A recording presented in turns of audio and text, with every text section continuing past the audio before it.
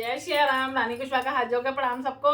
मैं आ गई आपके सामने श्री रामचरितमानस लेके, जिसमें कि मैं आप सबको दो दोहे की चौपाइयाँ सुना रही हूँ। कोई अर्थ नहीं छोड़ रही हूँ, कोई शब्द नहीं छोड़ रही हूँ, एक भी शब्द नहीं छोड़ रही हूँ। सारे चौपाई दोहे के अर्थ में आप सबको सुना रही हूँ। अच्छा, मैं बता दूं आप सबको कि शंकर भोले बाबा को सदाबहार का पुष्प यानी फूल बहुत प्रिय है, बहुत ज्यादा प्रिय है। अगर आप सबको सदाबहार का पुष्प मिला करे तो शंकर भोले बाबा पे जरूर चढ़ाया करो। सदाबहार का हुआ, एक कन्नेर का हुआ, सफेद कन्नेर, पीली कन्नेर बहुत प्रिय, बहुत ज्यादा प्रिय है। रामचंद्र जी को चंपा बहुत प्रिय है, बहुत ज्यादा प्रिय है। चलें, रोज की तरह श्री रामचंद्र जी से अनुमति ले लें कथा पढ़ने के लिए। श्री रामचंद्र जी हमें अनुमति दीजिए श्री रामचरितमानस पढ़ने के लिए। हनुमान जी आइए और विराजमान होइए, कथा सुनिए और सबको सुनाइए। जय श्री राम। लाइक कीजिएगा, कमेंट्स कीजिएगा, शेयर कीजिएगा, सब्सक्राइब कीजिए। जय श्री राम। मैं थोड़ा सा कीर्तन बहुत जरूरी है, क्योंकि हम शुरू में ही सुन चुके हैं रामायण में कि कीर्तन करके ही कोई भी कथा ग्रंथ पढ़नी चाहिए। तो कीर्तन कर ले थोड़ा सा, सब उनके लिए कि लंबी वीडियो भी ना हो और कीर्तन भी हो जाए। हरे राम राम राम हरे हरे, हरे कृष्ण कृष्ण कृष्ण हरे हरे, हरे राम राम राम हरे हरे, हरे कृष्ण कृष्ण कृष्ण हरे हरे, हरे राम राम राम हरे हरे, हरे कृष्ण कृष्ण कृष्ण हरे हरे। जय श्री रामचंद्र जी की जय हो। चलो मैं रिपीट कर देती हूँ दोहा, जिसपे हमें पता चल जाए कि हमने कहाँ छोड़ा था। जय श्री राम,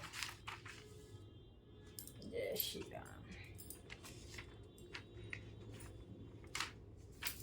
52 पे आ गए थे, 52 से आगे अब कहे प्रणाम कछु कहन लिय, सिय भई शिथिल सने, थकित बचन लोचन सजल, पुलक पल्लवित देह।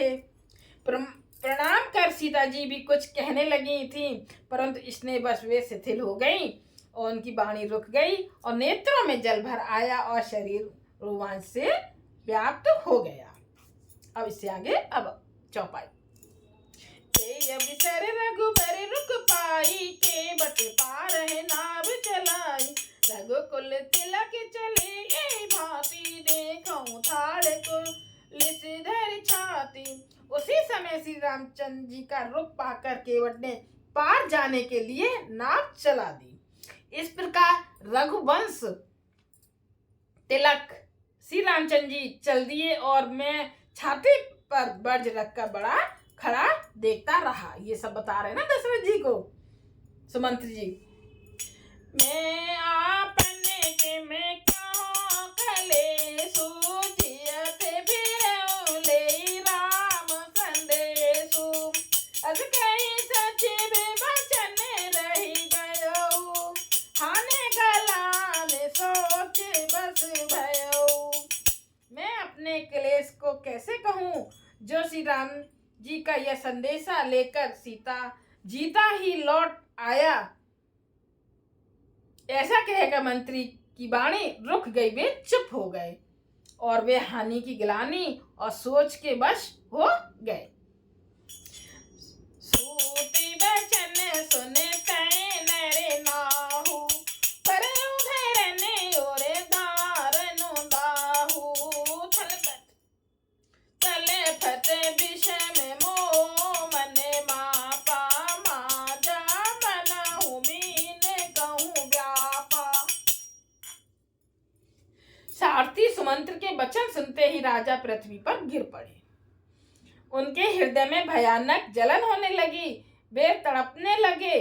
उनका मन भीषण मोह से व्याकुल हो गया, मानो मछली को माझा व्याप हो गया हो, पहली वर्ष का जल लग गया हो। ऐसे करी बिलाप सब रोवें रानी, महाविपत्ति के में जाई बखानी, सुने बिलाप दुख लागा, धीरज कर धीरज भागा। सब रानियां बिलाप करके रो रही हैं। उस महान विपत्ति का कैसे वर्णन किया जाए। उस समय के बिलाप को सुनकर दुख को भी दुख लगा और धीरज का भी धीरज भाग गया। भयो कोलाहलो अभद अति, सुनिंद्र राउर सोर, विपुल विहग बन परे निसे, मानो पुलिस कठोर। राजा के रावले रनिवास में रोने का शोर सुनकर अयोध्या भर में बड़ा भारी कोहराम मच गया। क्यों नहीं मचेगा, है ना। वहाँ महल में रोना हो रहा है तो सबने सुना तो सब एकदम रोने लगे, व्याकुल होने लगे। और वन में और धीरज भी धरकर, हाँ, क्या सुनकर अयोध्या बड़ा भारी कोहराम मच गया। ऐसा जान पड़ा था मानो पक्षियों के विशाल वन में रात के समय कठोर वर्ष गिर गया हो। ऐसा प्राण कंठ गत भयो भुआलु, मन विहीन जनो व्याकुल ब्यालु, इंद्री सकल विकल वही भारी, जनो सर सिज बन बिनो बारी।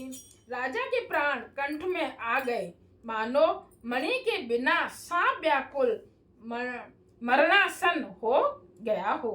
इंद्रियां सब बहुत ही विकल हो गईं, मानो बिना जल के तालाब में कमलों का वन सुरक्षा मुरझा गया हो।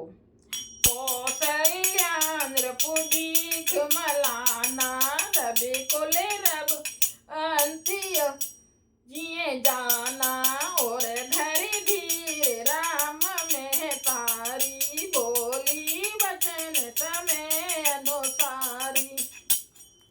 कौशल्या जी ने राजा को बहुत दुखी देखकर अपने हृदय में जान लिया कि अब सूर्य कुल का सूर्य अस्त हो चला।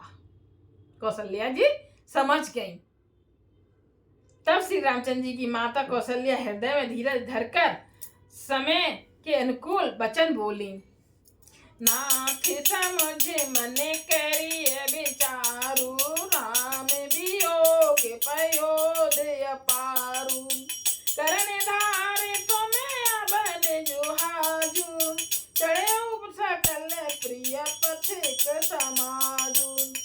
हे नाथ, आप मन में समझकर विचार कीजिए कि श्री रामचंद्र का वियोग अपार समुद्र है, अयोध्या जहाज है और आप उसके कर्णधार खेने वाले हैं। सब प्रियजन, कुटुंबी और प्रजा ही यात्रियों का समाज है जो इस जहाज पर चढ़ा हुआ है। समझा रही है दशरथ जी को। धीरज धरिय पाए पारू, नाहित बूढ़े ही सब परिवारू, जो जिय धरिय बिने प्रिय मोरी, राम लखन सिय मिले बहोरी। आप धीरज धरिएगा तो सब पार पहुंच जाएंगे, नहीं तो सारा परिवार डूब जाएगा। हे प्रिय स्वामी, यदि मेरी विनती हृदय में धारण कीजिएगा तो श्री राम लक्ष्मण सीता फिर आ मिलेंगे। जय श्री राम।